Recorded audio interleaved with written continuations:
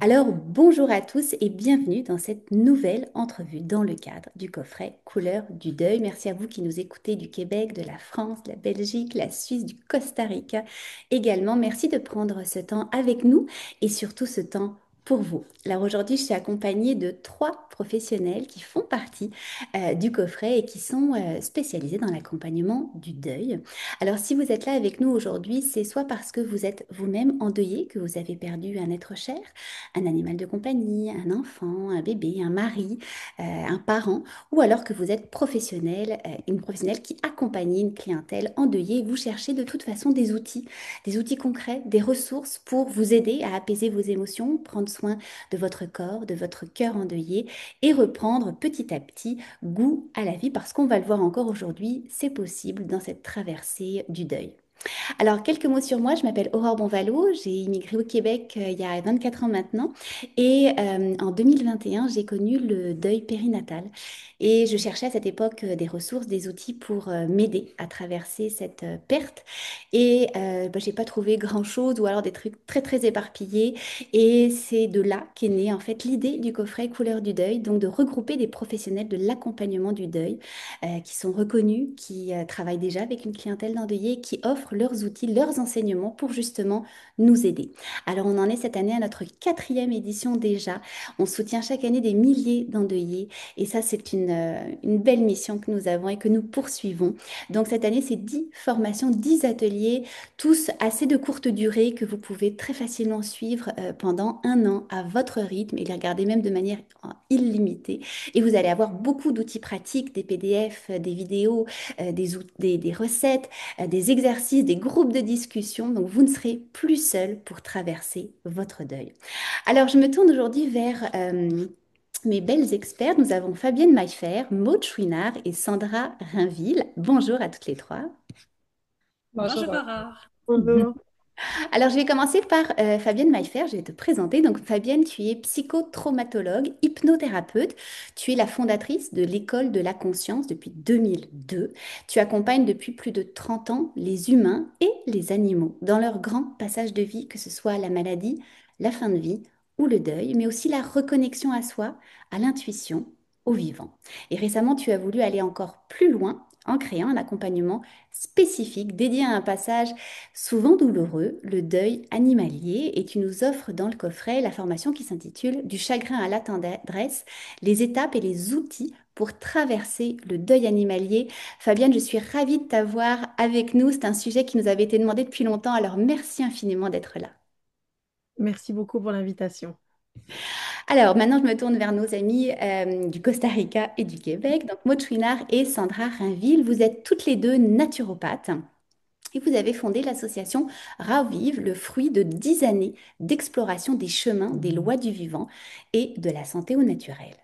Ravive repose sur trois piliers essentiels, la détoxification, la régénération et l'expansion. C'est un écosystème qui est pensé pour vous aider à retrouver justement votre vitalité, votre énergie pour accueillir les vagues du deuil et retrouver du sens, réactiver l'élan de vie.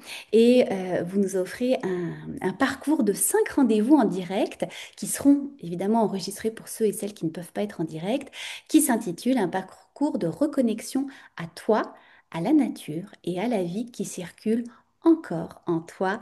C'est un honneur aussi de vous avoir toutes les deux dans ce coffret. Merci Aurore. Merci C'est un beaucoup, honneur pour Laura. nous aussi d'être là.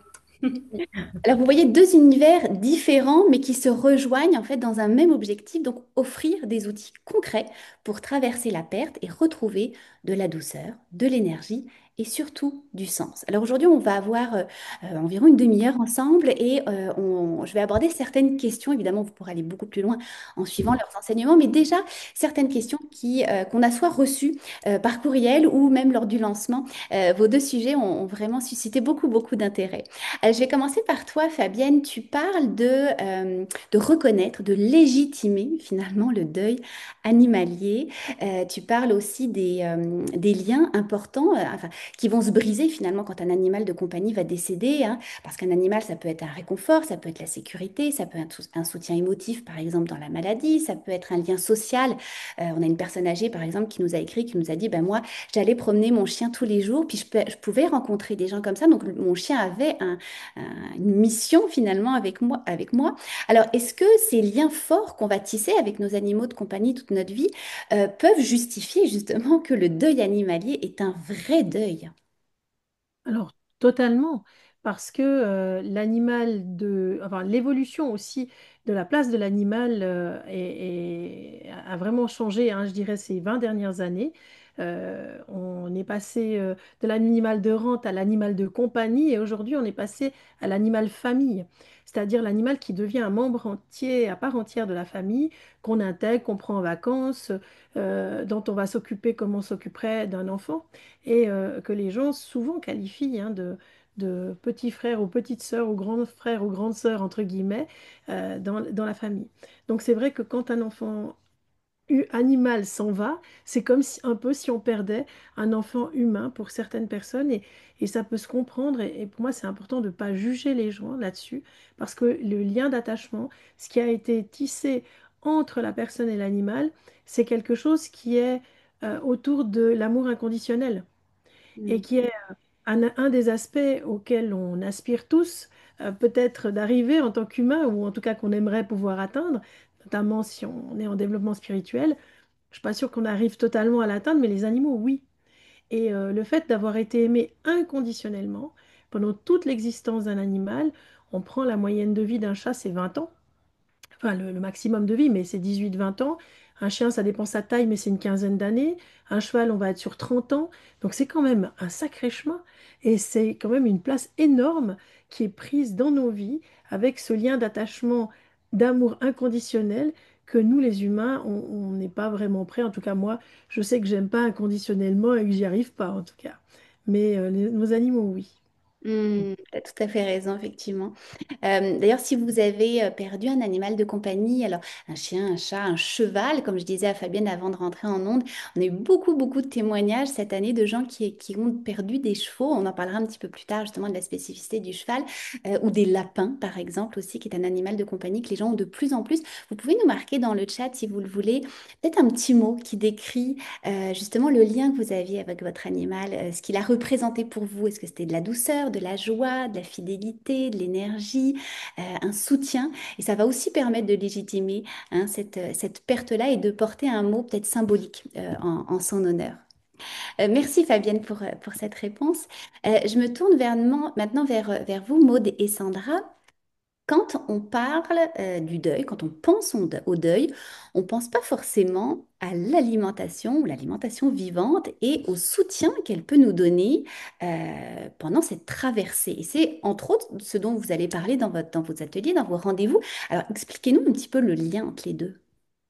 Ben oui, ça va me faire plaisir, Aurore. Est-ce que ça fonctionne? Oui, parfait. Oui, ça va me faire plaisir. Ben, en fait, la nourriture vivante, c'est naturellement, c'est léger. Hein? C'est léger, c'est super énergisant, c'est émotionnellement nettoyant. La nourriture vivante, en fait, c'est qu'elle n'a pas été cuite. Hein, quand on cuit un aliment à plus que 114 degrés Fahrenheit, l'aliment, il commence à perdre des nutriments. Donc, c'est comme un superfood, en fait. Donc, ça contient toutes ces vitamines, ces minéraux et tout ça. Et puis, les enzymes, que je dis toujours, qui est la magie dans l'alimentation vivante, ils sont préservés, ils sont intacts quand l'aliment est cru. Et puis, l'alimentation, comme je dis toujours, elle nourrit beaucoup plus que le corps physique. Donc, une alimentation qui est vivante, elle va venir nourrir le corps émotionnel puis le corps énergétique aussi. Ben, en fait, toutes les nourritures nourrissent le corps émotionnel et énergétique aussi, mais les enzymes spécifiquement, eux, ils vont aider à faciliter la digestion, dans le fond, au niveau physique, mais aussi au niveau émotionnel. Parce que la nourriture, en fait, qui est plus lourde, quand on est en deuil, on le sait, on a le cœur plus lourd. Donc, quand on va consommer une nourriture qui est plus lourde, ben, c'est comme si ça vient faire figer les aliments. Alors que vraiment une nourriture qui est plus hydratante, détoxifiante, alcaline, qui a beaucoup d'oxygène et tout ça, ben ça va venir faire circuler les émotions aussi. On le voit, il y a des gens qu'on accompagne. Moi, entre autres, j'accompagne des gens en cure de jus. Puis il y a des gens qui ont un système lymphatique super obstrué, qui ont des années là, de constipation ou de problèmes digestifs. Quand on commence à faire, par exemple, manger l'alimentation vivante ou faire des cures de jus, les gens commencent à recevoir, là, à avoir j'appelle ça un tsunami d'émotions. Donc, il y a plein d'émotions qui étaient comme stagnées, qui étaient comme figées, qui se remettent tout à coup à circuler au fur et à mesure que les déchets quittent notre corps. Donc, la nourriture vivante, elle fait beaucoup. Elle nous nettoie, mais elle nous permet de nettoyer les émotions aussi. Tu apportes un point important parce que le deuil, comme on le disait peut-être au niveau du lancement, c'est que tout est émotion dans le deuil, finalement. Et on va être traversé par différents types d'émotions. Fait que j'imagine qu'aussi on va peut-être aller se réfugier dans différents types d'alimentation ou en tout cas de choix d'aliments, tout dépendant la phase du deuil dans lequel on est. Oui, puis parfois, on choisit des aliments qui ne nous aiment pas en retour nécessairement. Donc, souvent, on a besoin de se sentir réconforté quand on est en deuil, hein. Puis, tu sais, on parle deuil, mais ça peut être aussi, tu sais, la fin d'une carrière, un événement marquant dans une vie. Tu sais, on parle beaucoup de relations entre les gens, les animaux, mais il y a d'autres types de deuil qui fait qu'on va aller chercher certaines alimentations pour se faire réconforter, pour avoir un petit rush de dopamine, comme on dit, mais que ça ne nous sert pas en bout de ligne. Parce qu'après ça, on se sent plus lourd, ça vient encombrer notre corps, le système digestif, plus il est encombré, plus notre mental est encombré, nos émotions aussi. Donc c'est ça. Fait que ça a vraiment un impact. Puis les gens, ils pensent pas à ça, mais c'est vraiment un outil qui change tout, en fait. Hmm, super intéressant. Merci, merci Sandra. Je vois dans le chat effectivement les gens qui nous disent comment leur animal les a marqués. Mon rayon de soleil, ma fille, mes petits chiens sont mes enfants chéris. Mm. Hmm. Ouais, effectivement. Je me retourne vers toi, Fabienne. Tu expliques justement dans ta formation comment couper finalement le lien de souffrance avec notre animal défunt et tu proposes des rituels pour garder un lien apaisé et sain, j'ai envie de dire peut-être avec l'animal disparu. Est-ce que tu peux nous donner par exemple une idée de rituel et pourquoi c'est important de tisser un lien apaisé avec notre animal disparu? Non, c'est important pour l'animal, en fait. Notre animal, ce qu'il espère le plus au monde lorsqu'il nous quitte et qu'il quitte la Terre, c'est que nous, on puisse continuer à vivre. Parce que les animaux, ils ont un sens de la vie. Si je rembobine un peu, les humains, ceux que j'ai rencontrés dans mon métier de psychologue, c'est que souvent les humains, ils ont de la peine à accepter leur incarnation. Ils négocient tout le temps. J'aimerais bien être ailleurs. Quand ils découvrent la spiritualité, ils aimeraient être ailleurs que sur Terre. Or, notre choix d'incarnation, c'est d'apprendre l'incarnation. Et à travers la nourriture vivante, c'est aussi un bon moyen d'apprendre à s'incarner. Et donc, les animaux, eux, ils ont pas le choix ou ils mettent pas en doute le fait qu'ils se sont incarnés pour vivre leur incarnation sur Terre. Et ils en profitent pleinement. Regardez votre chien qui va courir comme un fou après une balle, le chat, enfin, tous les animaux, le cheval qui adore galoper. En fait, ils aiment sentir leur corps vivant. Et ils ont conscience, beaucoup plus que nous les humains, de l'importance de la vie, de ce côté extraordinaire que l'on a, cette chance que l'on a d'être vivant sur Terre. Et quand ils quittent la Terre, ce qu'ils aimeraient le plus au monde, c'est de pouvoir continuer à nous voir heureux, à vivre, à courir, à continuer notre vie. Or, souvent, le chagrin nous fige, nous prend, et puis on va arrêter tout ça. Donc, ce que je vais proposer aux gens, par exemple, c'est de créer un espèce d'album de photos de joie et de moments extrêmement dynamiques avec leur animal. Alors, c'est pas toujours facile parce que, bien sûr, qu'on peut voir ces photos en se disant, ah, mais c'est terrible, il est plus là.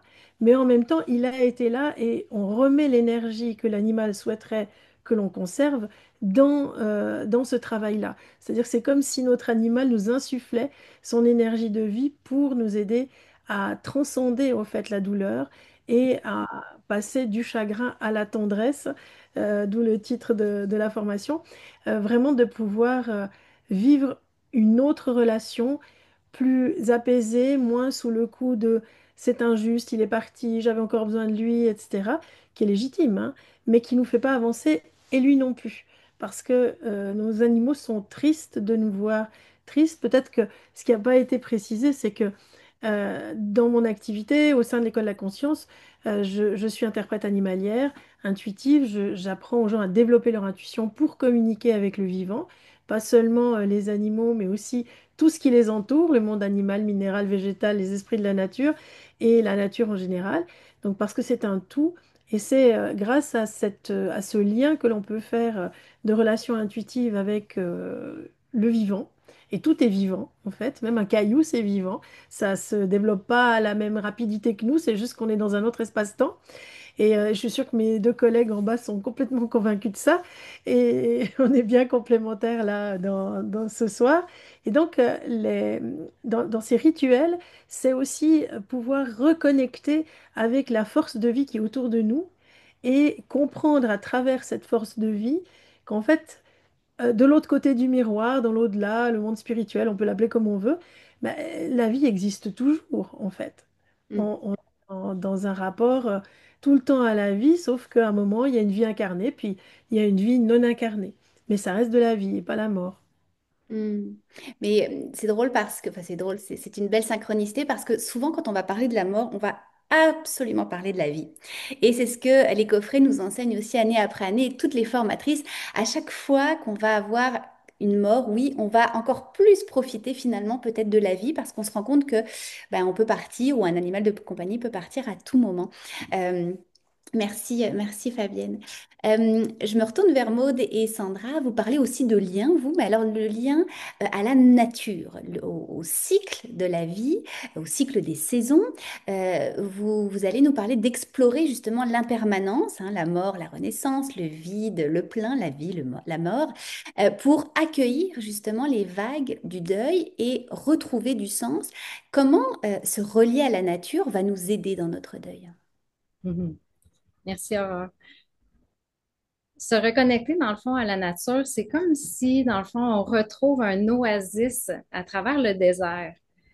Euh, pour avoir souffert, dans le fond, de soit un décès, de différents deuils dans ma vie, c'est comme si on est dans une espèce de traversée de désert, on perd nos repères, on perd complètement contact avec ce qui nous entoure. On est souvent dans notre esprit, le chagrin, la tristesse, des fois la culpabilité, des fois la honte nous envahit et on perd, dans le fond, ce contact-là avec tous nos besoins.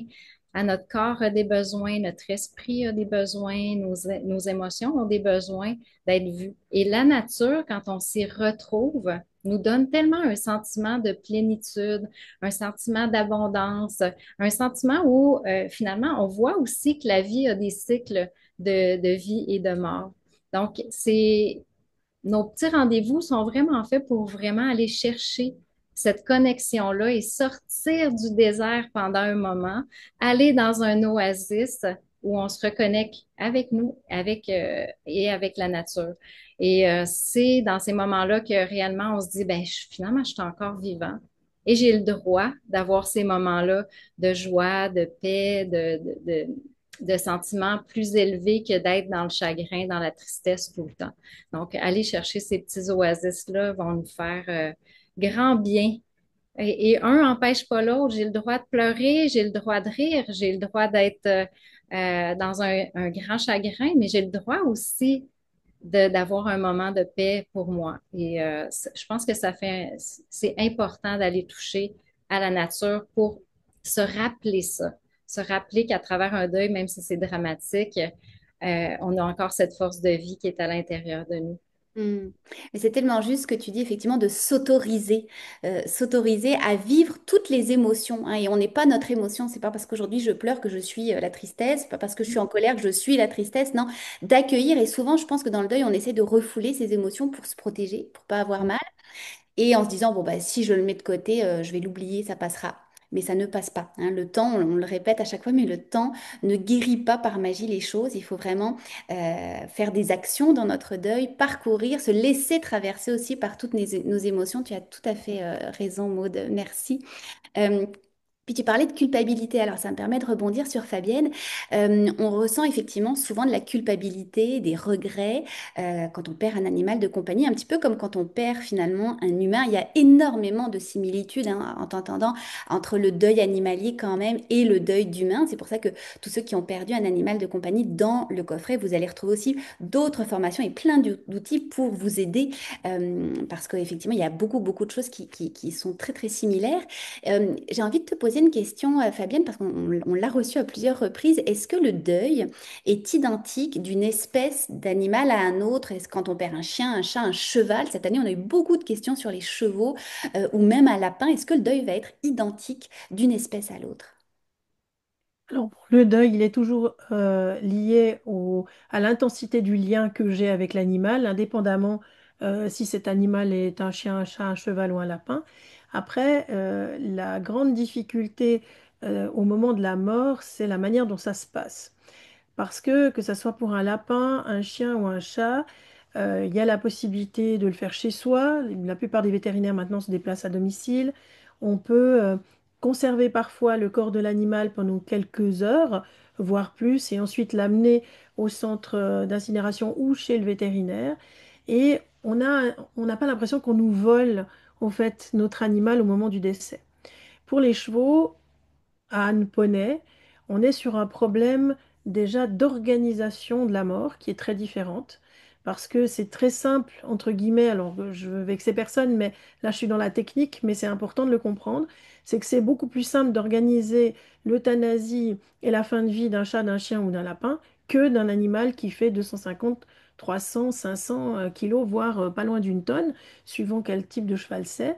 Donc déjà, toute cette préparation, elle est un peu volée par la technique, par tout ce que je dois anticiper. Je ne peux pas euthanasier mon cheval comme ça, faut toute une organisation. Et puis, la plupart du temps, le corps, il ne reste pas sur place, c'est-à-dire qu'il y a l'acte de décès, enfin de l'acte d'euthanasie qui est fait, le décès de l'animal, soit ça se fait dans un van ou un van hein, ou un camion qui permet d'emmener le corps ensuite soit au crématoire, soit à l'équarrissage. Soit ça peut être éventuellement fait, si c'est possible, dehors, devant les écuries. Mais là aussi, on va emporter l'animal parce que, quand c'est possible, hein, parce qu'effectivement, ben, c'est un gros corps encombrant, il faut du matériel pour le transporter, on va le faire soi-même, etc. Donc je dirais que la mort des chevaux à poney, c'est vraiment, pour avoir vécu les deux, hein, chien, chat et lapin et chevaux et ânes, poney, je trouve que c'est quelque chose de compliqué. Il y a peu de temps pour un vrai recueillement, il y a plein de monde autour. Enfin, c'est quelque chose qui est difficile. Et même chose, par exemple, quand on doit euthanasier un animal qui est en clinique, il y a la possibilité parfois de le ramener chez soi, quand c'est un chat, un chien, un lapin. Quand c'est un cheval, un âne ou un poney, non. Et puis, on n'est pas forcément là. Donc, il y a toute cette intendance. Puis après, il y a le problème des cendres. C'est que aujourd'hui, à peu près dans tous les pays, il y a des crématoriums pour les chats, chiens et lapins et autres petits animaux, oiseaux aussi, poules, perroquets.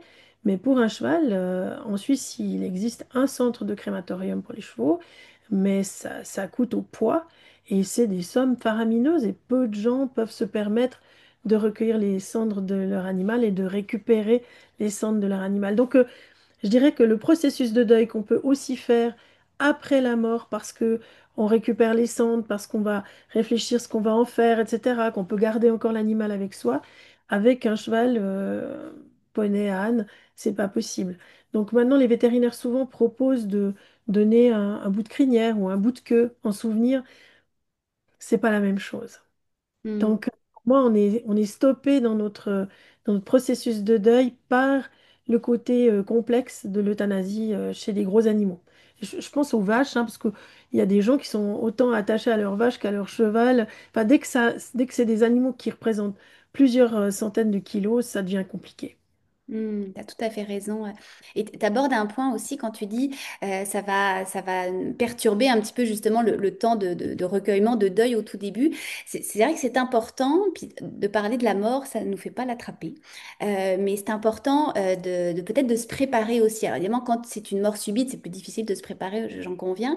Mais quand par exemple un animal ou un humain est en phase terminale ou a une maladie vraiment longue où il y a peu d'espoir, ça peut être pertinent de commencer à préparer justement son départ. Parce que quand la mort va arriver, on est dans un tsunami d'émotions, on est complètement désorganisé et de se préparer d'avance, ça va aussi apaiser certains moments à ce moment-là. Ouais. Pour terminer, j'ai écrit un livre qui s'appelle Accompagner son animal en fin de vie, dialogue avec l'animal ici et dans l'au-delà, qui est paru en poche, qui existe aussi au Québec, aux éditions Très Daniel, Vega. Et en fait, ce livre-là, il y a enfin, il y a des chapitres avec des étapes pour chiens, chats, chevaux, NAC, donc les nouveaux animaux de compagnie et oiseaux, qui expliquent cette évolution de fin de vie et ce que nous, on peut faire pour accompagner vraiment l'animal et aussi une fois qu'il est parti. Et c'est vrai que la construction de ma formation, elle se base aussi sur l'idée que les gens puissent se procurer ce livre en poche aujourd'hui et puissent aussi compléter les choses par rapport aux choses qui sont dans la formation. Parce Mm. qu'on peut aussi, quand on a loupé des étapes dans l'accompagnement de fin de vie, c'est jamais trop tard. On peut les refaire des rituels, même une fois l'animal décédé. Et ça fait vraiment du bien les rituels. Et je pense qu'on n'en parle pas souvent, hein, assez en général, mais ça peut vraiment changer énormément. Puis tu nous en donnes vraiment beaucoup dans ta formation et ça aide énormément. Merci Fabienne. Sandra et Maude, vous parlez aussi dans votre parcours, vous mettez en avant la respiration, le mouvement, le souffle. Quel geste simple vous recommanderiez justement pour apaiser ce corps qui est en souffrance? Mhm. Sandra, tu voulais-tu y aller? Oui, ben en fait, c'est simplement de prendre une respiration. Moi, je dirais la respiration tout simplement. On peut le faire ça en nature, hein? Pourquoi pas? Donc vraiment, moi, je dirais d'aller s'asseoir. Il fait encore beau là, à ce temps-ci, là, tout dépendamment où vous êtes dans le monde, mais même au Québec, c'est l'automne, les couleurs, c'est magnifique. Donc d'aller marcher en forêt, de vous asseoir, vous accoter le dos contre un arbre. On peut même mettre une main sur le cœur, ça fait toujours du bien. Puis de prendre vraiment une grande respiration. Là, on vient vraiment gonfler le ventre, monter la cage thoracique. Et puis après ça, on relâche. Mais vraiment prendre des respirations. Puis souvent, on peut compter, je sais pas, moi, jusqu'à 4 ou 5, ce que vous êtes capable. Et puis là, on le retient à 4 ou 5. Pardon, oui, ça, on le retient 4 ou 5. Et puis, on expire après ça plus longtemps. Donc, on peut expirer pendant 8 secondes, par exemple. Vous pouvez tester, puis vous pouvez... donc, c'est vraiment de faire la respiration, la rétention du même nombre de temps, fait que ça soit 3, 4 ou 5 secondes, puis on expire plus longtemps, vraiment pour venir relâcher les tensions, mais de le faire en nature, à côté sur un arbre, c'est comme magique. On se reconnecte à soi, la main sur le cœur, ça fait du bien. Puis la nature est tellement bien faite, là. Tu sais, comme Maud tantôt parlait là, de se reconnecter puis d'observer la nature. Il y a plein de choses qui montent en nous, tu sais. Moi, je me souviens quand j'ai perdu ma grand-mère, j'étais très proche de ma grand-mère, hein, en fait. C'était ma voisine, c'était comme ma deuxième mère pendant que mes parents étaient très affairés à travailler. Donc, je faisais mes leçons en revenant de l'école avec elle, on cuisinait ensemble, peut-être toujours ensemble. Donc, quand je l'ai perdue, j'ai trouvé ça vraiment difficile. Puis, quand j'étais en nature, je me suis mis à observer les arbres qui meurent. Dans le fond, qu'est-ce qu'on voit? Il y a plein de vie qui repousse, qui naît de cet arbre-là. Donc là, je m'étais mis pas longtemps après, coïncidence, j'avais vu la citation Rien ne se perd, rien ne se crée, tout se transforme. Ça l'avait vraiment mis un baume sur mon cœur. Puis cette fois-là que je me souviens d'une fois, j'avais été méditer puis respirer en nature, comme je vous dis. J'avais vu passer un oiseau-mouche. Puis ma grand-maman, les oiseaux-mouches, c'était son oiseau préféré. Il y en avait partout chez elle, puis elle avait des plantes rouges qui les attiraient. Donc, il y a plein de petites synchronicités qui se passent quand on prend le temps de s'arrêter puis de ralentir. Puis la respiration, c'est vraiment un outil clé pour ça. Tu as tellement raison de parler effectivement des signes de l'invisible, hein. L'invisible nous enseigne beaucoup de choses. On peut aussi trouver certaines réponses dans les signes. Et puis on en parle d'ailleurs dans le coffret avec d'autres formations, effectivement. Alors, on vient de voir avec vous, on parlera encore pendant des heures tellement c'est passionnant, mais on va avoir un an en fait pour passer du temps avec vous. Et on voit que perdre un animal ou vivre une épreuve qui vient nous couper finalement de ce lien du vivant. Comme vous le dites toutes les trois, qu'il est possible de se reconstruire, de retrouver un élan de vie finalement en nous, autour de nous. Et vous nous accompagnez justement dans vos formations, dans vos ateliers à déceler ces signes qui nous montrent que la vie revient et qu'on est en train de retrouver cet élan de vie. Merci infiniment à toutes les deux. Alors, Fabienne Maillefer, donc toi, dans le coffret, donc tu nous offres la formation du chagrin à la tendresse, étapes et outils pour traverser le deuil animalier. Alors, en quelques mots, je sais que tu voulais nous partager ta plateforme, peut-être nous montrer en quelques mots ce que les gens vont pouvoir découvrir et peut-être choisir aussi les modules qui correspondent vraiment à ce qu'ils sont en train de vivre en ce moment, hein. Ça. Donc, je passe très brièvement. Il y a 7 modules. Et ces modules, comme je le disais dans la présentation le 1er octobre, en fait, ils n'ont pas un ordre chronologique. Ils vont dépendre du moment où j'en suis dans mon deuil. Donc, voilà, le deuil arrive, mon animal vient de décéder. On va plutôt être sur le module 1. Et puis, je vais pouvoir travailler. Alors, il y a différentes leçons. Et ces différentes leçons, en fait, elles sont très courtes, hein. Elles durent à peu près une présentation vidéo d'à peu près 5-6 minutes, mais chaque fois, il y a des exercices pour essayer de surmonter les différents thèmes abordés, hein. J'ai le droit d'être en deuil de mon animal, et puis il y a des petits exercices pour aussi se sentir légitime. Pour certaines personnes, ce qui sera important, suivant à quel moment elles se retrouvent dans leur deuil animalier, c'est de comprendre qu'est-ce qui est en train de se passer chez moi. Mais ma voisine, ma copine, ma collègue me dit au travail, mais enfin quand même, maintenant tu devrais t'en remettre, hein, de la mort de ton animal. Il y a comment on chemine dans sa souffrance, peut-être aussi lorsqu'on a perdu un ou plusieurs animaux et qu'on a l'impression qu'on s'en remet jamais, qu'on retombe chaque fois un peu plus bas, chaque fois qu'on perd un animal. Il y a la notion de culpabilité dont j'avais déjà parlé, et celle-là, ce module 4, ben, si vous vous sentez interpellé, je vous invite à voir les différentes leçons qui sont liées à la culpabilité. Il y a la leçon 7, mon animal me pardonne-t-il d'avoir choisi de l'euthanasier ou qu'il ait eu cet accident, parce que je m'en sens responsable. Il y a ce chapitre très important, enfin ce module très important qui est accompagner ceux qui restent, que ce soit un enfant, mais aussi les autres animaux de la famille. Est-ce que je dois aussi laisser le corps visible? Ça, c'est une question qui revient souvent. Est-ce que les autres animaux de la famille doivent voir l'animal qui a été endormi, si c'est possible? Est-ce que les membres de la famille humaine doivent le voir ou pas, dire au revoir ou pas? Donc, on aborde toutes ces notions-là. Comment on peut aider aussi un animal en fin de vie à dire au revoir à ses amis animaux, parce qu'il a aussi besoin de dire au revoir. Il va dire au revoir à la terre, déjà, notre animal, mais il doit aussi quitter ses compagnons de vie. Et pour lui, c'est aussi un deuil, hein. Comme pour nous les humains, quand on arrive à la fin de notre vie, on va quitter les êtres chers et qu'on a chéris jusque-là. Le module 6 concerne la manière de nourrir le lien, comment je comprends où va l'animal après sa mort, comment je peux continuer à communiquer avec lui, et je vous donne certains exercices pratiques, notamment je vais vous expliquer la différence entre le cordon d'argent et la corde d'argent, et comment vous allez pouvoir, avec des exercices et des méditations, vraiment ressentir ce lien d'amour entre vous et votre animal. Et puis le module 7, c'est quel après, hein, c'est-à-dire les chemins de l'avenir. Est-ce que je m'autorise, par exemple, à reprendre un animal? Oui, non, pourquoi? Et puis alors, si j'ose en parler, les bonus, je vous en ai mis tout plein. Des bonus qui sont sous forme soit de méditation, soit des masterclass auxquels vous pouvez participer, parce que pouvoir communiquer intuitivement avec votre animal, défunt ou vivant d'ailleurs, c'est développer votre intuition, hein. La communication animale intuitive, c'est une manifestation au fait de notre intuition, et comme la médiumnité, comme les soins énergétiques, comme plein de choses.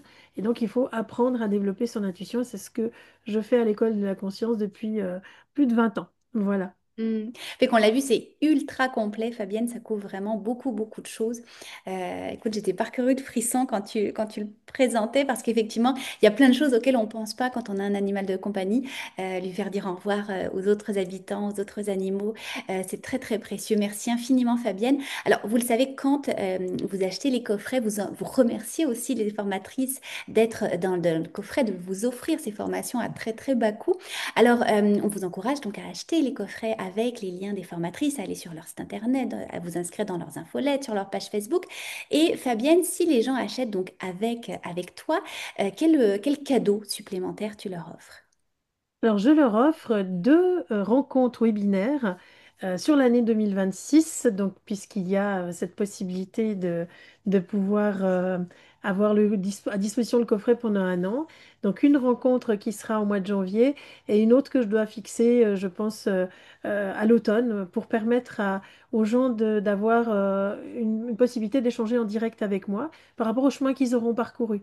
Donc, les personnes qui pourront venir à ce webinaire, je vous enverrai le lien Zoom pour le faire, ben, auront commencé peut-être le coffret là tout de suite. Et puis, peut-être d'autres personnes qui n'étaient pas forcément intéressées d'abord par le deuil animalier, mais qui arrivent par la suite parce qu'ils ont d'abord choisi de suivre d'autres formations, auront la possibilité entre l'automne, enfin avant octobre l'année prochaine, d'une prochaine rencontre. Ah, génial, merci Fabienne.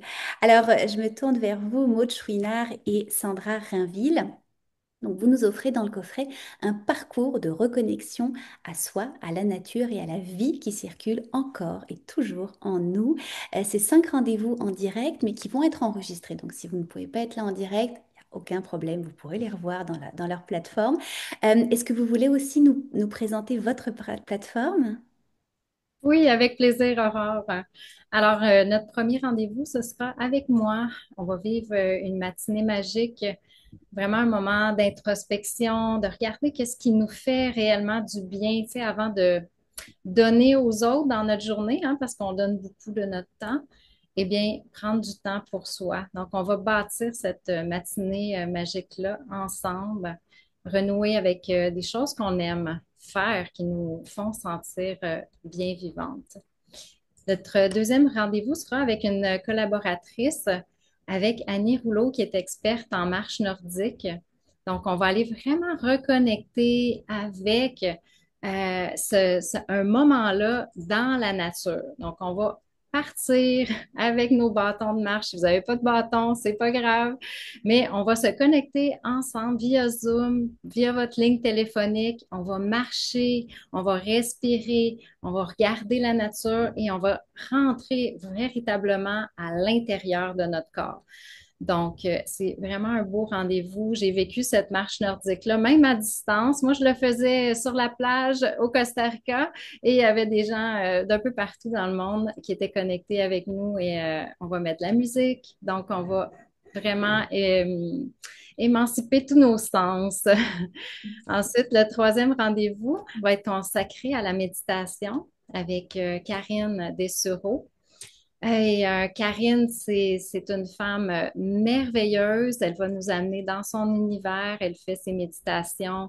Elle les prépare. Ce sera vraiment un moment où on va méditer sur les cycles de la vie, hein, la mort, la renaissance, les contractions qu'on a dans nos vies, mais des moments d'expansion. Et évidemment, aller rentrer dans cet univers-là, Karine va nous amener là où elle le désire. J'espère, je ne vais pas vous en dire plus parce que c'est souvent très, très intuitif de son côté. Et juste vous mentionner, on est quand même en présence, en virtuel, mais ceux qui le désireront pourront ouvrir leur caméra et on aura toujours une période de discussion au début, à la fin, des partages. Donc, je crois que dans un deuil, la communauté, de communier avec les autres, est importante. Et c'est pour ça, dans le fond, que moi et Sandra, on voulait vraiment vous offrir des moments euh, oui, en virtuel, mais dans le fond, de connexion. Si vous ne pouvez pas être là, évidemment, les rediffusions seront disponibles, mais je pense que c'est important. Et ce sera, on est tous dans le même bateau, on en vit Il n'y a pas un humain sur la Terre qui ne vivra pas un deuil à un moment donné dans sa vie. Notre quatrième rendez-vous, alors faire circuler l'énergie vitale avec Marie-Ève Moreau, super femme qui pratique le yoga depuis longtemps. Et comme Sandra disait tout à l'heure, l'importance de la respiration. Donc, on va le faire vraiment tout en mouvement pour reprendre contact avec chacune de nos cellules qui sont dans notre corps, refaire bouger l'énergie. C'est vraiment un yoga qui est très, très doux. Donc, pas besoin d'être initié pour venir bouger avec nous. Et notre dernier rendez-vous sera vraiment un bonheur végétal avec Sandra. Hein, je pense que, comme elle nous l'expliquait, quand on met quelque chose de plus vivant à l'intérieur de nous, bien, c'est la vie aussi qu'on refait circuler au lieu d'être stagnant, de se sentir lourd, de nourrir la tristesse. Donc, l'alimentation peut être vraiment un moment de joie, un moment de reconnexion avec les besoins aussi de notre corps, que des fois, on a tendance à mettre de côté, hein, arrêter de manger ou trop manger de certaines choses, moins de variété. Donc, Sandra vous a préparé un beau moment avec elle et il y aura aussi des recettes. Et je peux parler des bonus, Aurore? Vas-y, vas-y. Donc, si les gens achètent avec votre lien, qu'est-ce qu'ils vont avoir comme cadeau? Oui. Alors, tout à l'heure, tu as parlé hein, comment c'est important pour nous la détox, la détoxification du corps. Donc, on va vous livrer notre guide pour vivre un premier week-end détox et gourmand. Donc, parce que des fois, on parle d'alimentation végétale, mais les gens vont dire, ah ouais, mais ça ne doit pas être gourmand, ça ne doit pas être bon. Donc, on va vous faire vivre un premier week-end pour vous sentir léger, légère. Ensuite de ça, vous allez pouvoir venir nous rejoindre dans une rencontre qu'on appelle, dans le fond, questions et réponses. À chaque semaine, le mercredi, Sandra et moi, on anime ce moment-là où on se connecte avec d'autres humains, où on parle, on répond aux questions. Donc, vous viendrez nous rejoindre pour ça. Et aussi, évidemment, il y a la grande communauté privée Ravive. Et on vous invite, dans le fond, à joindre cette communauté-là. Et on vous offre un 6 mois gratuit donc, pour votre adhésion. Donc, ce sera un rendez-vous pour venir se coller à notre univers. Génial. En tout cas, on a hâte de vous retrouver toutes et tous. On a quelqu'un qui est tellement contente d'avoir investi dans le coffret. C'est un investissement à long terme. Oui, effectivement. Et puis, oui, c'est des formations que vous allez suivre, des exercices pendant un an, puis vous allez pouvoir les refaire de manière illimitée pendant un an, mais ça va vous servir toute votre vie. Et ça va même vous servir dans les prochains deuils que vous allez vivre, parce que ça se pourrait bien que dans les prochaines années, on ait d'autres pertes à expérimenter. Et Sandra, tu le disais, il n'y a pas que le deuil, il n'y a pas que la mort, effectivement, hein. Il y a la retraite, la vieillesse, le divorce, le déménagement, le départ des enfants de la maison. Donc il y a beaucoup, beaucoup de pertes qui finalement vont générer des deuils. On s'en rend pas toujours compte que c'est un deuil parce qu'on pense souvent à la mort quand on pense au deuil. Mais oui, on vit en fait chaque jour, on va vivre des deuils. Alors merci infiniment à toutes les trois, Fabienne Maillefer, Maud Chouinard, Sandra Rainville. Merci pour votre tendresse, votre sagesse, pour la vitalité aussi que vous nous avez transmis aujourd'hui. Vous nous rappelez qu'il existe toujours des moyens d'honorer ce qui a été perdu tout en reprenant finalement le contact avec la vie en nous et autour de nous. Et on peut véritablement sortir reconstruit, grandi finalement d'un deuil, d'une perte. Pour ça, il faut travailler sur notre deuil, il faut être accompagné, il faut être outillé. C'est exactement ce qu'on a envie de faire avec le coffret depuis maintenant 4 ans. Alors, le coffret 2025 est en vente donc jusqu'au dimanche 12 octobre, donc il reste un petit peu moins de 10 jours pour un tout petit prix, mais pour une valeur immense qui va réellement faire une différence dans votre vie. Je vous invite à découvrir les univers donc de nos formatrices aujourd'hui, d'aller sur leur site internet, sur leur page Facebook, abonnez-vous, enregistrez-vous, inscrivez-vous à leurs infolettes pour vraiment découvrir tous leurs univers. Et Et c'était vraiment un plaisir de vous avoir toutes les trois et on se rend compte que chaque perte nous invite à aimer plus grand et à se reconnecter à la vie. Et je pense que c'est ça qu'on va retenir aussi de vos interventions. Merci infiniment à toutes les trois. Merci à toutes celles et ceux qui avaient été là aujourd'hui en direct ou qui allaient nous écouter en rediffusion. Je vous souhaite un très beau week-end, très doux week-end. Prenez soin de vous et on se retrouve déjà lundi avec une nouvelle entrevue avec Laurence Bozzi pour parler du conte dans le deuil, comment le conte va nous soutenir dans notre chemin de deuil. Merci infiniment et je vous dis à très bientôt. Merci. Merci, à bientôt. Au revoir.